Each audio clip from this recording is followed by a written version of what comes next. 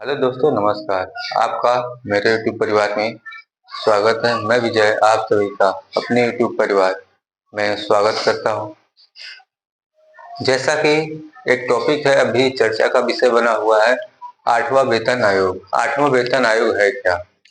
देखिए, ये वेतन आयोग हर 10 साल में एक बार जो है, हर 10 साल के अंतराल पे एक बार जारी किया बनाया जाता है। वेतन हर 10 साल के अंतराल पे बनाया जाता है। अभी तक 7वां वेतन चल रहा है, वेतन आयोग चल रहा है, लेकिन यह जल्दी समाप्त होने वाला है और इसके लिए नया वेतन आयोग लागू किया जा रहा है, जिसकी घोषणा माननीय रेल मंत्री अश्विनी वैष्णव जी ने की।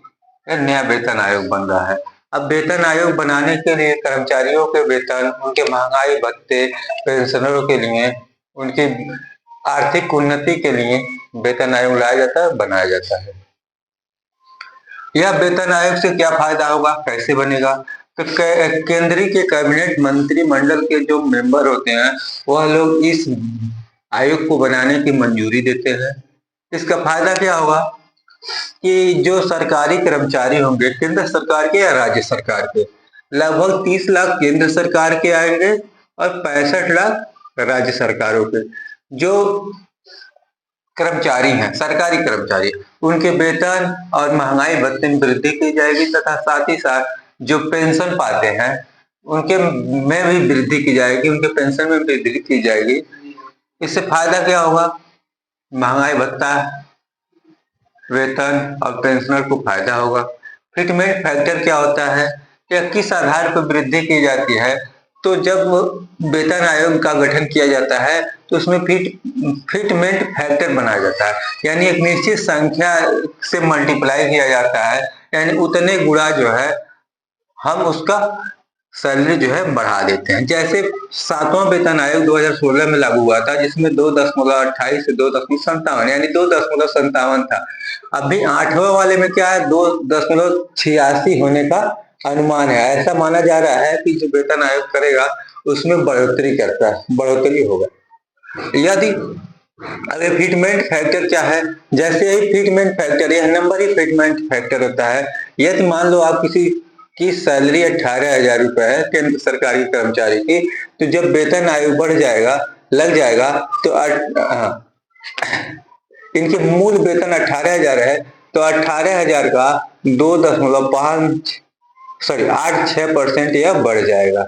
अब ये 2.8 बढ़ेगा तो करीब करीब ये हो जाएगा 40,000 के करीब में, 40 के करीब में हम मानते हैं। इसका मल्टीप्लाई करेंगे तो ये 40 के करीब में आ जाएगा। 40,000 के करीब में इसका वेतन बढ़ जाएगा। यही 8वां वेतन आयोग है, हर 10 साल में जारी किया जाता है और कर्मचारी, सरकारी कर्मचारियों के लिए, राज्य और केंद्र सरकार दोनों के लिए होता है। और साथ ही साथ अभी तो पेंशन बंद कर दिया गया है, लेकिन यह पेंशन भोगी जो है उनके लिए भी बहुत ही फायदेमंद होता है। इसको लागू करने का फायदा क्या है? उनकी आर्थिक स्थिति सुधार करना। वो सरकार की सेवा कर रहे हैं, सरकार का भी दायित्व बनता है उनके वेतन में समय समय से वृद्धि करती रहे। 2016 में किया था, अब 2026 में होगा। 2025 के लास्ट तक यह जो है 7वां वेतन आयोग समाप्त हो जाएगा। इसके साथ ही यह वेतन जो है, पेंशन, यह 21 प्रकार स्ट्रक्चर बनाया जाता है कि उनके वेतन पेंशन का स्ट्रक्चर लिया जाता है।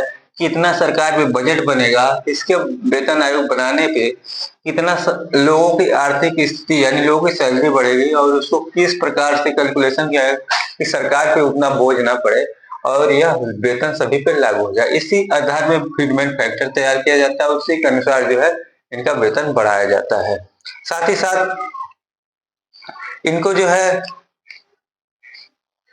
हर 10 साल पे सरकार द्वारा गठित किया जाता है और उसको बढ़ाया जाता है। यह सरकार के द्वारा गठित किया गया वेतन आयोग जो है कुछ इस प्रकार होते हैं कि किसी भी सरकारी कर्मचारी का जो कुल वेतन होता है उसके वेतन का 2.86% बढ़ा सकते हैं, या जब महंगाई, आर्थिक स्थिति का कर्मचारियों को जरूरतों को ध्यान में रखते हुए इनकी मूल सैलरी का इनको इतना गुना बढ़ा के दिया जाता है। तो इनकी सैलरी इस प्रकार बढ़ जाती है और हम बोलते हैं इसका 40 नहीं कुछ ज्यादा ही होगा, 18 दूनी 36 हो जाएगा, ऑल टेयर है मानते हैं इसको, तो लगभग में 3 गुना यानी 18 छत्तीस 18 54 50 के करीब में 52-51 हजार रुपये हो जाएगा ये सैलरी, यानी जिसका मूल वेतन 18 हजार होगा वो 52 हजार मिलने लगेगा। यही 8वां वेतन आयोग है जो अभी चर्चा का विषय बना हुआ है।